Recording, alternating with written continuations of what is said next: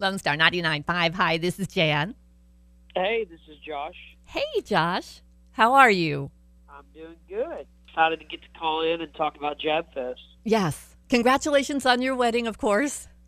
Oh, thank you. Oh my goodness, it was beautiful. We had the highlights, and I put up a blog with the highlights, and Oh, did you really? I That's nice did. of you. Yeah, Thank you. it was beautiful. And then the song that you wrote, I just, Oh, yeah. I think it'll be on the next album. Pretty oh, safe to say. how far away are we from the next album? Probably a year. Oh, okay. Wow, Yeah, that's maybe awesome. less. Okay. Probably a year.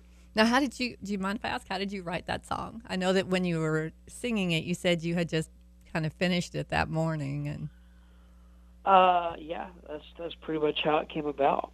I had written some of it earlier that week, but I still hadn't written the hook, and I still hadn't written most of the song. And then that morning of the wedding, I just kind of, it wasn't even morning, it might have been like noon.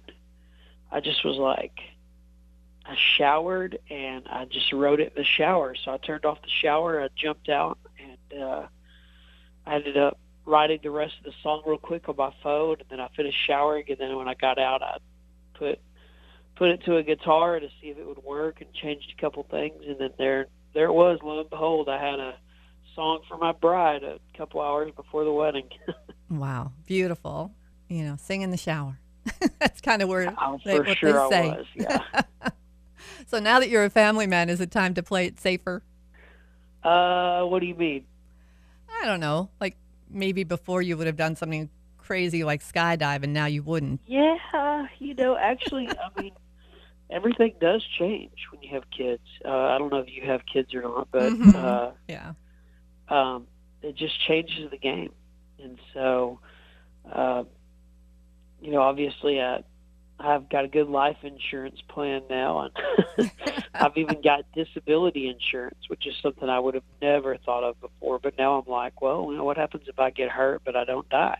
hmm Um, You got to think of everything. then hmm I think it does change the way you approach things. I don't think I'm near as wild and crazy and daring as I used to be. Now, if your daughter follows in your footsteps with music, what piece of advice would you give her? Oh man, Is that a I'd tough? be curious to see the music world in 20 years when she'll be 20, 21. Yeah. I would just tell her the same thing I tell everybody now. If I give her that one piece of advice, it's try to write most of your songs. Make sure you write. You don't have to write every song you ever put out, but I think that's what separates the artist I love from the artist that I don't. Is writing your own material most of the time anyway. Who are your biggest inspirations, artists? That's a good question. Pat Green is Mm, always the guy I'll say first. He's one of the reasons I picked up a guitar. So is Willie Nelson. yeah. Randy Rogers Band, Wade Bowen. They both had huge, effects on my career, both both on and off the stage. Have taught me a lot. So I'll go with those four. Now, you and your band, how do you guys do out on the road? You guys have fun out on the road, or do you kind of drive each other crazy sometimes? Well, obviously, yeah. Any pet peeves? We've been touring a long time now, and so anytime we would probably by now we've all learned like what makes each other tick, what makes each other ticked off, Mm-hmm. and so I think we do a pretty good job of making sure we all don't get ticked off. And there's probably pet peeves everybody has, but when you tour a lot year round with 11 or 12 other guys on a bus, there's just going to be pet peeves that happen, and you can't let them piss you off because you're going to be mad all the time. Now, speaking of big crews on the bus, last year you kind of brought extra people. And what's this year? I'm sure excited to know. Yeah, this year we'll tone it down a little bit. Last year we had the horns and the strings on Mm-hmm. tour with us, and Yep. it was a lot of fun. But yeah, that was kind of a special thing. That's why we tried to advertise it as that. Right. I'm not sure. I think some of our fans were freaked out because they thought, "Oh my God, they changed." This band doesn't sound the same. Well, we didn't want to sound the same on that record. We recorded a regular record. We had the horns and the strings kind of come in on top of us. But yeah, best coming up this fall. It'll probably just be the guys like normal. What do you feel like has changed the most since you first started the band so many years ago? About your music, about yourselves? I mean, I would say, let's see, I don't know what's changed the most. Probably a couple of things, obviously. Our success level has Oh, changed yes. dramatically since we started out. And I would say probably the other thing is we've all gotten better, I feel like, at what we do. I mean, I know all the guys in my band are way better musicians than they used to be.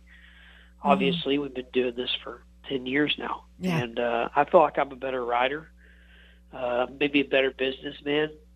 So, yeah, I think anybody that's done their job for 10 years, you just kind of get better at it. Does it change your life? You learn things that you wouldn't have known in the beginning. Does all this fame change your life? Do you have to be more careful? Do you have more people following you? And do you have to worry about stuff like that? Say what? Do you have to worry about fans kind of showing up in random places or getting kind of intruded on at the awkward moments or anything like that with your new, additional fame and more, public appearances? And I mean, you're really out there on so many ways now that you didn't used to be. Well, I mean, you got to be careful what you post on social media because, if you post that you're eating at a restaurant, the trick is to do it as you leave the restaurant or when you leave.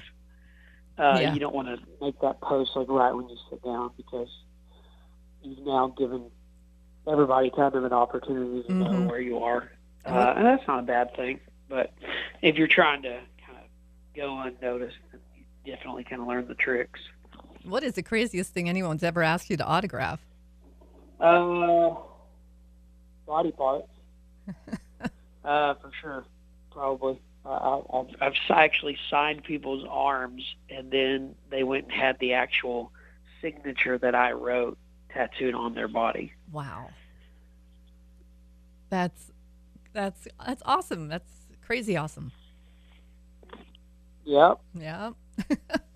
So, well, I'm excited. I'm so glad that you were able to call this morning. Of course, Jab Fest coming up October 5th and 6th, and we're looking forward to. We have that posted, of course, as soon as you had it up on your social media. We got that up on our website and everything for you, and then we've been anxiously kind of waiting to see what your lineup is, and I'm kind of guessing that's what you wanted to talk about this morning.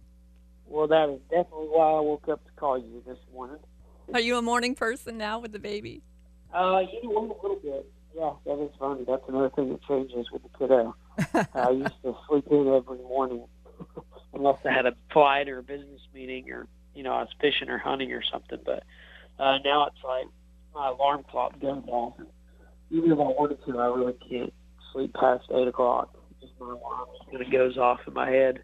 Yeah. I know the she's feeling. already up at having this morning. So as soon as I get done with my back on that duty. So you're home now? I am home. Very excited about Job Fest. We're doing 2 nights again. And so last year we decided we played both nights. We headlined both nights. Right. Part of that was because we had thought about recording the show, and we wanted to have 2 opportunities to do it. But we didn't end up recording it, and we decided not to record this year either. At some point we were going to record a live album there, but it wasn't this year, and so we went back to playing one night. We're playing on Saturday, and then we got the Randy Rogers Band, guys we just talked about earlier, kind of helping us out a lot. They're headlining night 1. They've got a couple younger acts on the stage before them, and then actually 3 younger acts before them. Parker McCollum is kind of the direct support. He's kind of the new hot name in Texas country. His name is just blowing up. And Cool. and of course Saturday there's a lot of familiar names. If you're a Texas country fan, we brought in Casey Donahue and Mike Ryan and Randall King. And, it's just going to be a really fun day. Thank you for letting me call in and talk about it. Well, yeah, thank you for talking. We are really looking forward to Jab Fest. Thank you so much for calling. Okay, have a good day.